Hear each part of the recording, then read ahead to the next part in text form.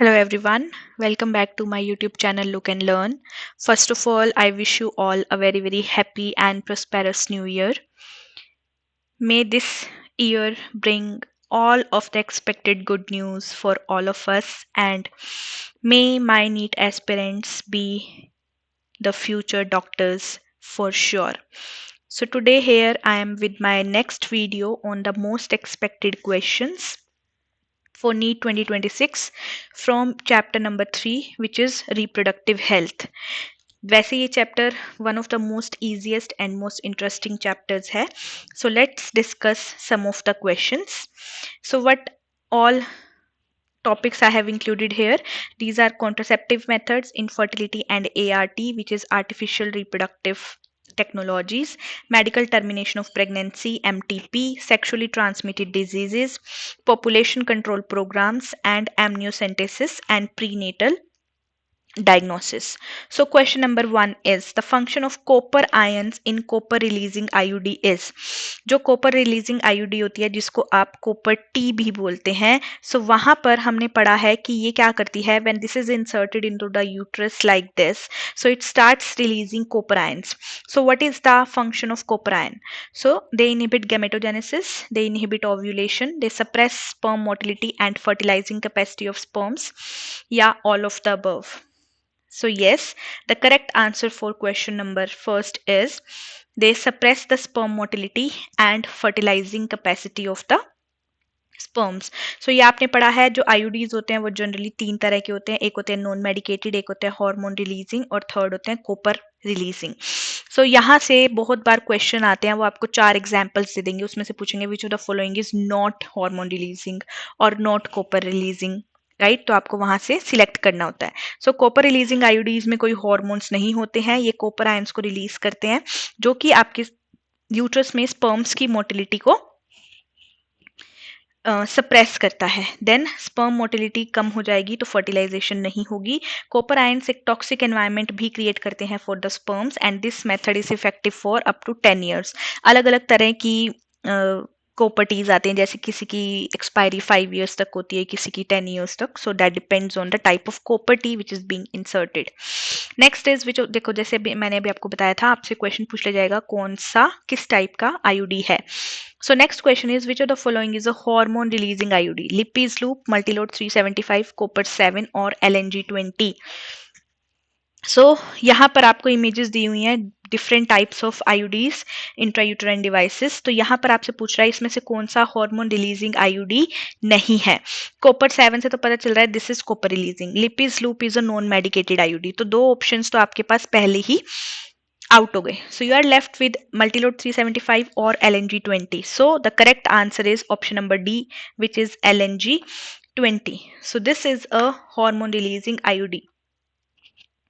इसमें लिवोनोगेस्ट्रोल नाम का कंपाउंड होता है, हार्मोन होता है. ये कंटिन्यूसली ब्लड में यूट्रस में ये हार्मोन रिलीज करता रहता है जिससे सर्विकल म्यूकस थिक हो जाता है एंड स्पर्म की मोटिलिटी डिफिकल्ट हो जाती है. एंडोमेट्रियम को अफेक्ट करता है जिसकी वजह से इम्प्लांटेशन नहीं हो पाती है. इसके अलावा अदर ऑप्शंस जैसे आपको एग्जाम्पल दिए हुए हैं, जैसे मैंने आपको बताया था तीन तरह के आईयूडी होते हैं. Lippes loop is non medicated, Multiload 375 and copper 7, these both are copper releasing, and LNG 20 की इफेक्टिविटी क्या है, this is effective up to 5 years. So question number 3 is which of the following is incorrect regarding vasectomy. Vasectomy क्या है, अब आपको पता होना चाहिए. दो मेथड्स ऑफ स्टेरिलाइजेशन आप पढ़ते हैं, vasectomy and tubectomy. Tubectomy is used for females and vasectomy is used for males. So आपसे पूछ रहा है इसमें से क्या इनकरेक्ट है. The vast difference is cut and tied, ठीक है. No sperms occur in seminal fluid, in irreversible sterility and no sperms occur in epididymis. तो इसमें से इनकरेक्ट क्या है आपको बताना है. So the correct answer is no sperms occur in epididymis. क्योंकि आपको अगर स्पर्म का पाथ पता होगा तो स्पर्म्स बनते कहाँ पर हैं, टेस्टिस में बनते हैं. टेस्टिस में कहाँ, सेमिनिफेरस ट्यूब्यूल्स में. देन वो रीटे टेस्टिस से होते हुए वास डिफरेंस से होते हुए एपिडिडाइमिस तक जाते हैं, वासेफ्रेंशिया तक, ठीक है. तो आपसे इनकरेक्ट पूछा है, तो उसने कहा है कि एपिडिडाइमिस में स्पर्म नहीं होंगे, तो दिस इज इनकरेक्ट. क्योंकि जब सेमिनिफेरस ट्यूब्यूल से स्पर्म्स निकलते हैं so they are coming entering to a network of tubular capillaries, जिसको आप रीटे टेस्टिस बोलते हैं। रीटे टेस्टिस से मेजर कैपिलरीज निकलती हैं जिनको आप वासा एफरेंशिया बोलते हैं, राइट। देन वासा एफरेंशिया कहां पर जाती है? Vasa efferentia goes to the epididymis. Epididymis से फिर आपकी निकलती है वास डिफरेंस। सो जो आपकी वेसेक्टोमी है उसमें हम वास डिफरेंस को बीच में से कट करके टाई कर रहे हैं, राइट। तो यहां पर आप ये नहीं कह सकते, यहां से जो आपकी वास डिफरेंस है, this is cut and tied like this.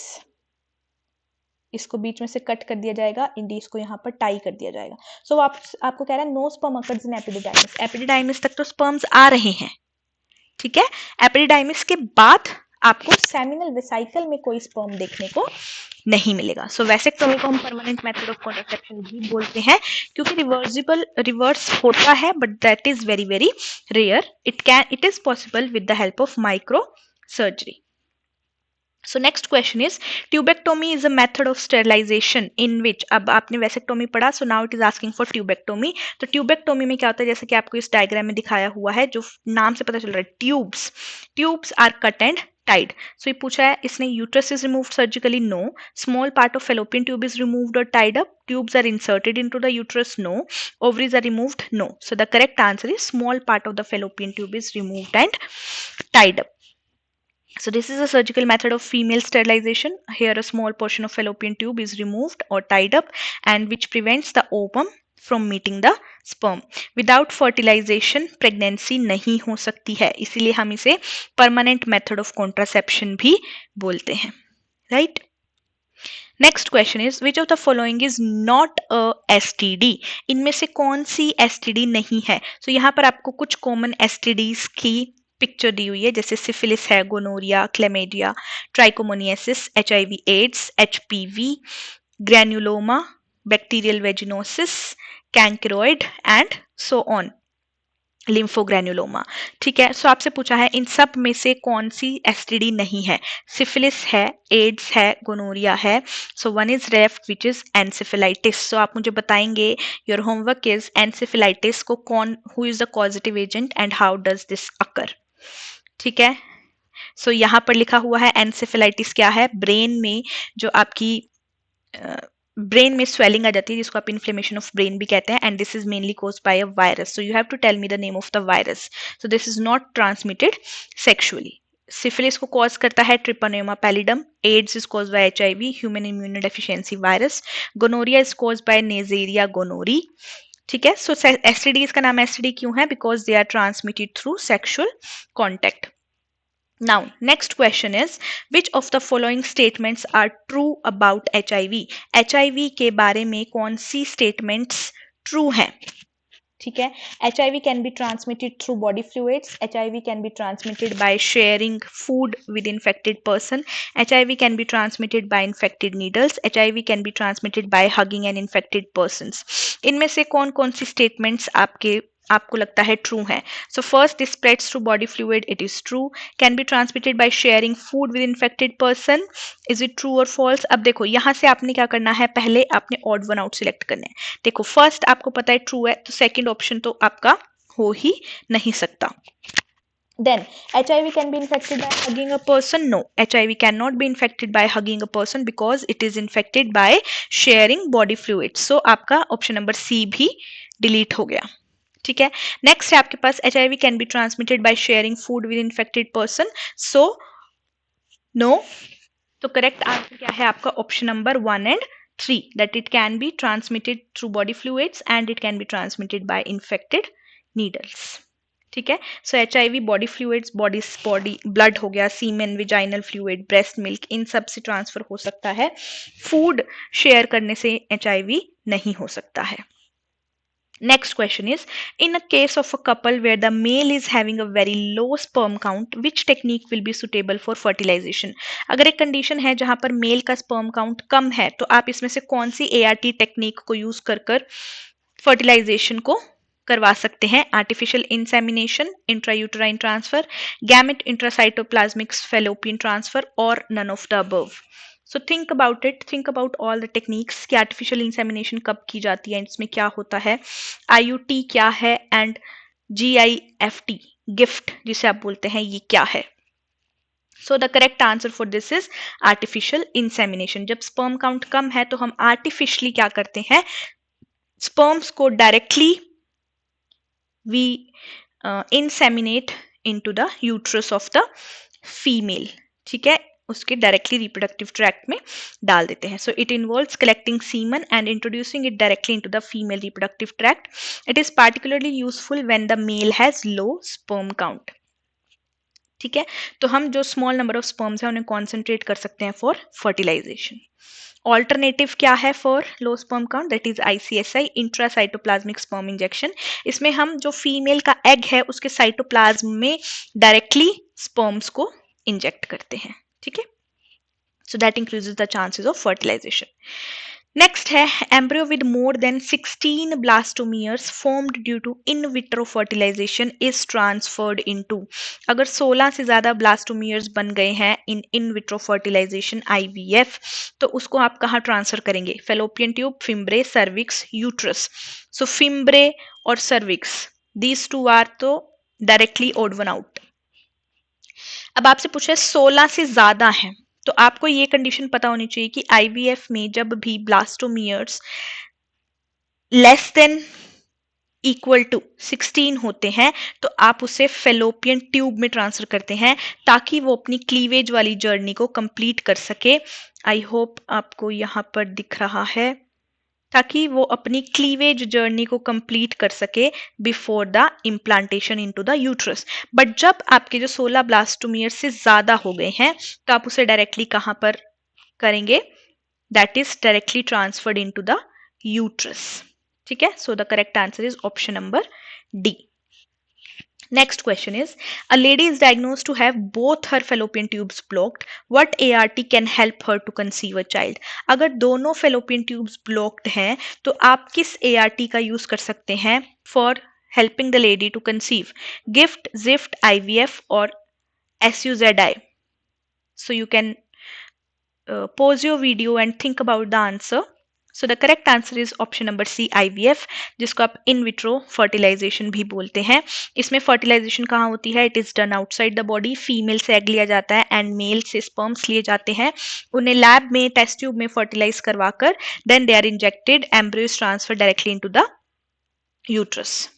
ठीक है, नेक्स्ट है MTP और medical termination of pregnancy is considered safe up to how many weeks of pregnancy? So correct answer for this is 12 weeks, या आप जिसको first trimester भी बोलते हैं. Okay, so during this period procedure को दो तरीके से परफॉर्म किया जा सकता है. सर्जिकली, जिसमें बेबी को वैक्यूम की मदद से एस्पायरेट किया जाता है बाहर को, या फिर मेडिकली जिसमें पिल्स देकर बेबी के फीटस को अबॉर्ट कर दिया जाता है and then the process of cleaning happens. Next is, in context of amniocentesis which of the following is incorrect? Amniocentesis की अगर आप बात करते हैं तो इसमें से कौन सी स्टेटमेंट इनकरेक्ट है? First is, usually done when the women is between 14 to 16 weeks pregnant. Can be used to detect Down syndrome. Can be used for prenatal sex determination. Can be used for detection of cleft palate. तो आपने बताना है कौन सी statement incorrect है. अब ये सब पढ़ने से पहले आपको ये पता होना चाहिए कि एमनियोसेंटेसिस क्या करता है. एमनियोसेंटेसिस कहाँ से होता है? This is done with the help of the fluid which is surrounding the baby, जिसको आप एमनियोटिक फ्लूइड बोलते हैं. एंड इसे जेनेटिक एबनॉर्मेलिटीज के लिए यूज किया जाता था, बट इंडियंस ने या इंडिया में इसका गलत फायदा उठाने लगे लोग. They started detecting the gender of the baby and due to which female foeticide cases increased. इसीलिए इसे गवर्नमेंट ऑफ इंडिया ने बैन कर दिया है. सो एमनियोसेंटेसिस की आपको इनकरेक्ट स्टेटमेंट बतानी थी. So the incorrect statement is, this can not B used for detection of cleft palette. इसको आप क्लेफ्ट पैलेट के लिए यूज नहीं कर सकते हैं. ठीक है, सो एमनियोसेंटेसिस क्या करता है? It extracts the amniotic fluid for analysis and performed within 14 to 16 weeks of pregnancy, जहां से आपको chromosomal abnormalities, Down syndrome, Klinefelter syndrome के बारे में पता चलता है. Next question is, which of the following can not be detected in a developing foetus by amniocentesis? इसमें से कौन सा आप डिटेक्ट नहीं कर सकते हैं एक डेवलपिंग फीटस में jaundice, Down syndrome, Klinefelter syndrome, sex of the foetus. तो अभी मैंने आपको बताया क्रोमोसोमल एबनॉर्मेलिटीज के लिए बना था, बट लोग इसको जेंडर डिटर्मिनेशन के लिए यूज करने लग गए। So can not be detected का क्या आंसर है? Correct answer is option number A, jaundice. Jaundice को आप इससे डिटेक्ट नहीं कर सकते हैं। Next is which of the following is unrelated to the objectives of family planning program? इसमें से कौन सा family planning program से रिलेटेड नहीं है? Achieve population stabilisation, create awareness about sex related aspects of the society, provide infrastructure and professional expertise, solve the problem of illiteracy and housing caused by population explosion. Okay, so the correct answer is family planning programs नहीं करते हैं क्या? Illiteracy की problem को solve नहीं करते हैं या हाउसिंग की प्रॉब्लम को सॉल्व नहीं करते हैं, which are cause due to the population explosion. So ये आपको पता होना चाहिए। हमारा इनिशिएटिव है RCH, reproductive and child health programme, जो कि 1951 में इनिशिएट किया गया था। It gives awareness about the sex related aspects of the society. ठीक है, वी हैव सर्व शिक्षा अभियान फॉर एजुकेशन, प्रधानमंत्री आवास योजना फॉर हाउसिंग। सो जो आपकी फैमिली प्लानिंग प्रोग्राम है वो ना ही एजुकेशन से डील करती है और ना ही हाउसिंग से डील करती है। Next is which of the following is not true about सहेली? तो आपको पता होनी चाहिए सहेली क्या है। Saheli is a once a week pill, contraceptive pill है, स्टीरॉयडल प्रिपरेशन है या नहीं है, ये आपने बताना है। कहाँ पर डेवलप की गई है? CDRI, central drug research institute, Lucknow में। सो कौन सी ट्रू नहीं है? Developed at CDRI Lucknow, it is correct. Once a week pill, it is correct. High contraceptive value, it is correct. Is it a steroidal preparation? No, it is a non steroidal preparation, इसीलिए this is preferred source of contraception. ठीक है, जो मैंने आपको बताया। Next है which of the following is the most unsafe period और days to have sexual intercourse in the rhythmic method और कैलेंडर मेथड ऑफ कॉन्ट्रासेप्शन? तो आप जब मेथड्स ऑफ कॉन्ट्रासेप्शन पढ़ते हैं उसमें आप पढ़ते हैं natural methods of contraception. In natural methods of contraception में आप 3 मेथड्स पढ़ते हैं, जिसमें पहला मेथड आप पढ़ते हैं coitus interruptus, right. First method is coitus interruptus. Then आप पढ़ते हैं lactational amenorrhoea, lactational amenorrhoea, and third आप पढ़ते हैं rhythmic method. So what is rhythmic method? Rhythmic method वो पीरियड है during the ovulation which is 10 to 17 days after your menses, 10 to 17 days of your cycle, जब most probable chances होते हैं for ovulation to occur. So उस time पर it is very much unsafe to have sexual intercourse ऐसे couples के लिए जो कि प्रेगनेंसी को अवॉइड करना चाहते हैं। So the correct answer is days 10 to 17। Okay, next is barrier method of contraceptions. क्या करते हैं? Only help to control the population, reduce the sexual drive, prevent female child, help in control of population and STDs. So यहाँ पर जो सबसे most common barrier method है that are condoms. ठीक है, ये आप अपनी एनसीईआरटी में भी पढ़ते हैं। And the most famous brand is निरोध, which is most widely used in India. So why are they effective? Because they help in control of population and STDs both. Next है आपके पास which of the following is not a reason for infertility in females? Females में infertility का reason इनमें से कौन सा नहीं है?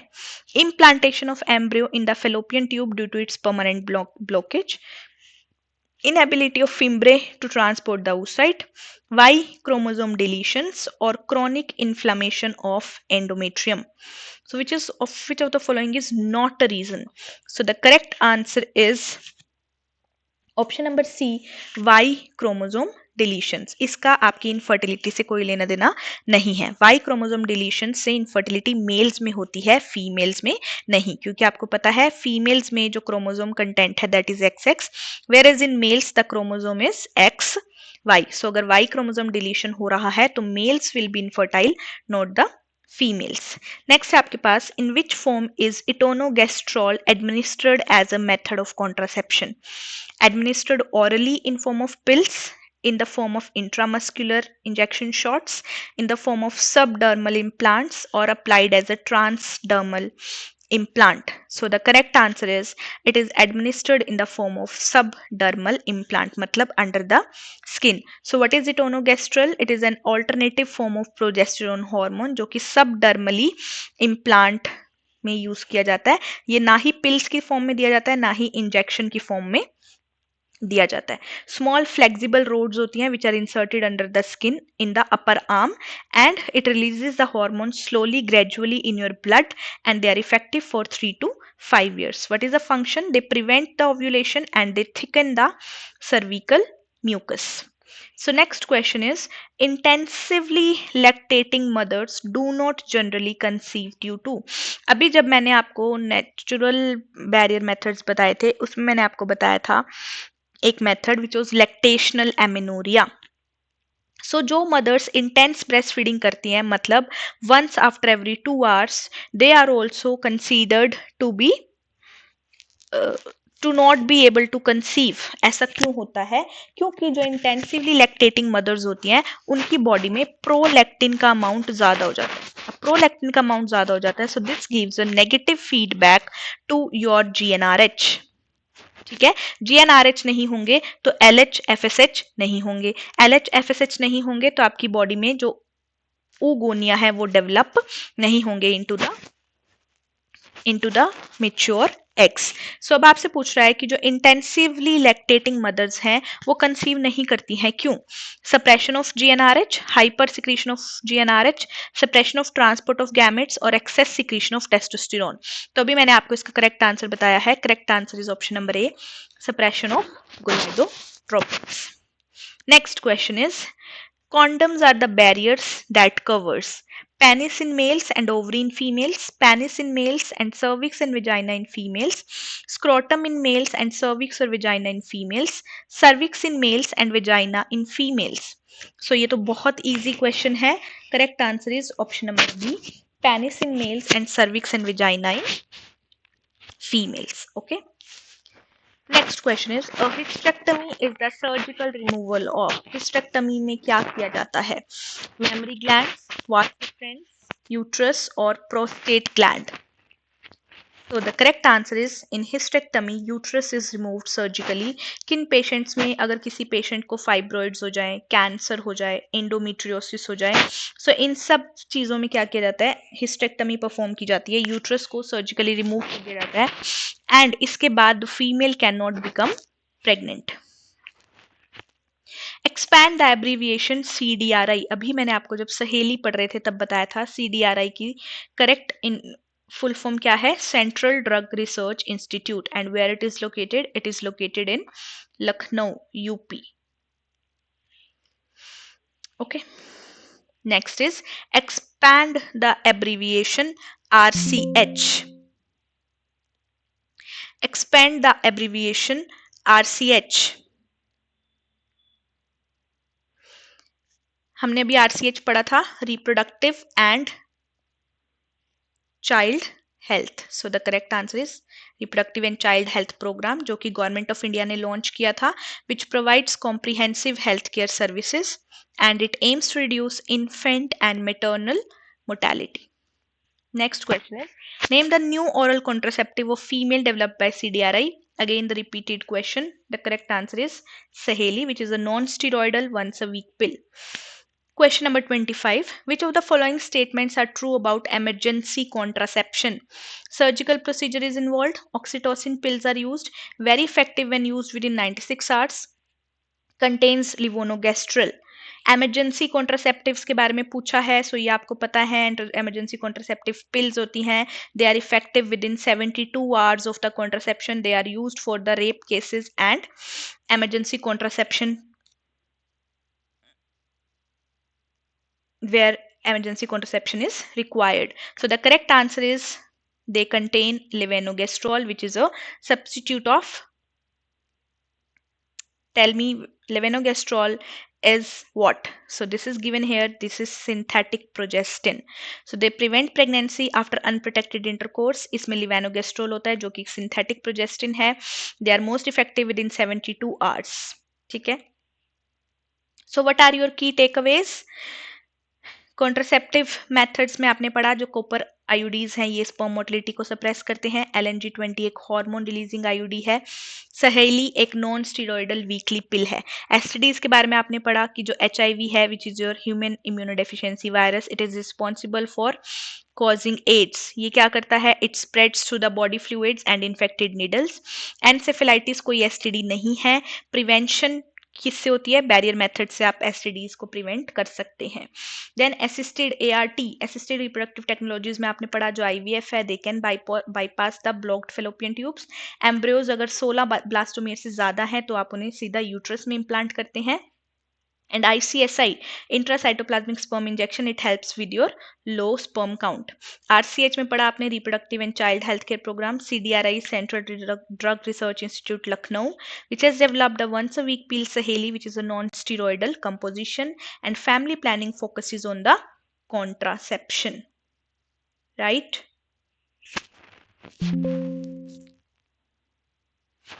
So that was it about this video.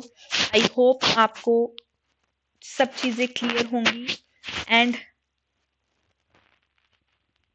अगर कोई डाउट होगा so you can ask me in the comment section.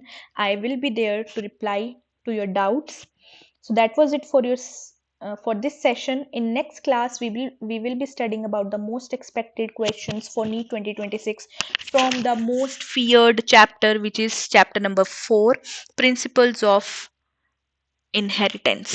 ठीक है, genetics. वहां से हम पढ़ेंगे about the most expected questions.